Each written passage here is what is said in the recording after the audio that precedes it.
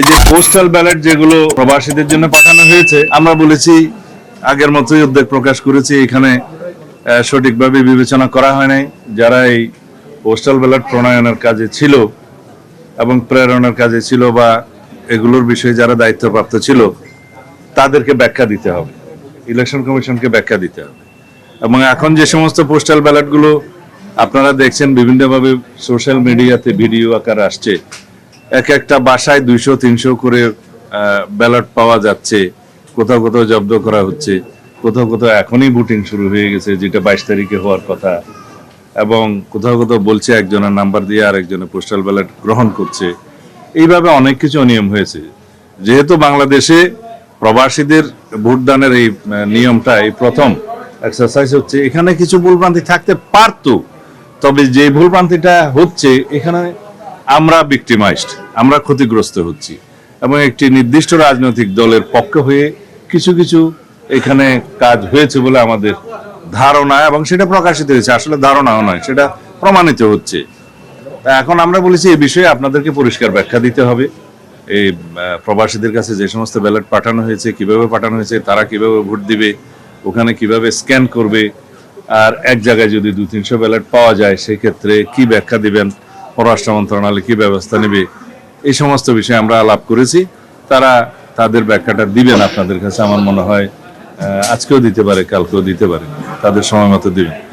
আর আচরণবিধির বিষয়ে আমরা একটা বিষয় দৃষ্টি আকর্ষণ করেছি, যে ভোটার স্লিপ প্রদানের ক্ষেত্রে আমরা যেহেতু চাই অধিকাংশ ভোটার ভোটে অংশগ্রহণ করুক, দেশে সবাই চায়, তো সেই ক্ষেত্রে তারা যাতে তাদের ভোটের নাম্বারটা এবং প্রার্থীর নাম, প্রতীক ইত্যাদি পায় ভোটার স্লিপের মাধ্যমে, সহজ হয়। সেটা না করে তারা ভোটার স্লিপের মধ্যে বলেছে কোনো পার্টির নাম দেওয়া যাবে না, মার্কা দেওয়া যাবে না, এবং প্রার্থীর ছবি দেওয়া যাবে না।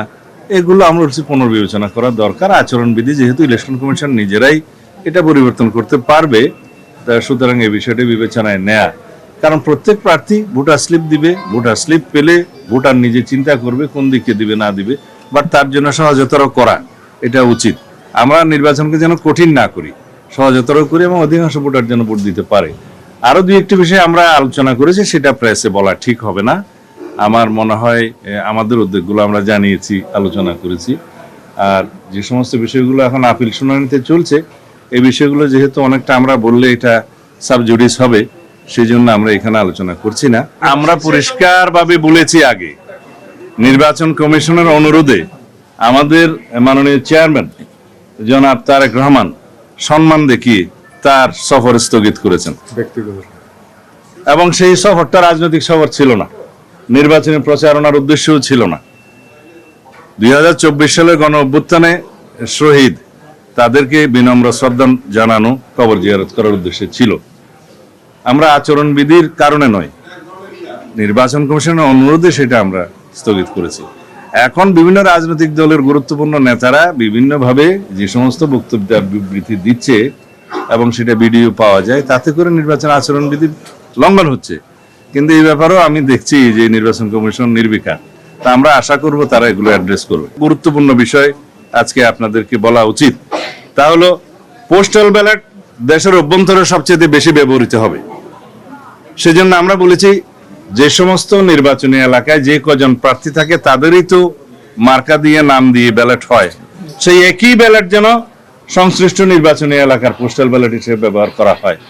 এই ব্যাপারে আমরা সুস্পষ্ট আমাদের প্রস্তাব দিয়েছি, কারণ সমস্ত মার্কাগুলো দিয়ে তো পোস্টাল ব্যালট সব কনস্টিটিউয়েন্সিতে পাঠানোর প্রয়োজন নেই, দেশের মধ্যে সম্ভব, এবং সেটা দেশের মধ্যে সম্ভব নয়। আমরা প্রত্যেকটি নির্বাচনী এলাকার ক্ষেত্রে সংশ্লিষ্ট সকল প্রার্থী যারা থাকবেন তাদের নাম এবং মার্কা সহকারে যেটা ইউজুয়াল সাধারণ ব্যালট হবে, সেই একই ব্যালট প্রত্যেকটা নির্বাচনী এলাকার পোস্টাল ব্যালটের ক্ষেত্রে ব্যবহারের জন্য আমাদের একদম স্পষ্ট প্রস্তাব আমরা দিয়ে গেছি। আশা করি সেটা তারা গ্রহণ করবেন, যেহেতু এটা যৌক্তিক।